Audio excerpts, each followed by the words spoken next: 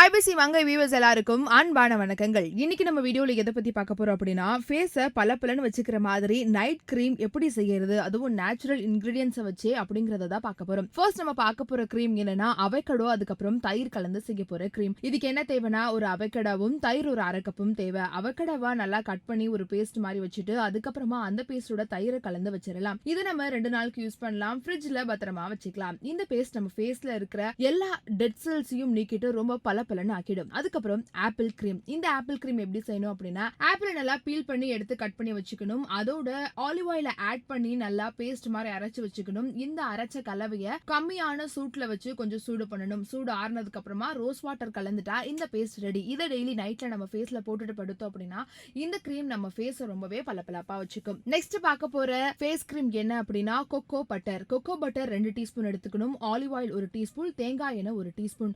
இதை எல்லாத்தையும் ஒன்னா சேர்ந்து கலக்கி வச்சுக்கணும்.